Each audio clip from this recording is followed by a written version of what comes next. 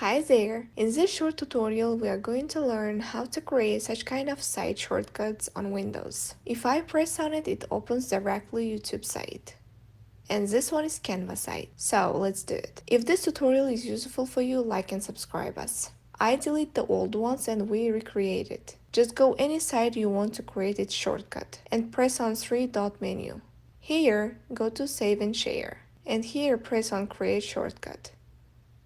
If you check this checkbox, it will be opened as window, but in our case I don't check it. Now press create.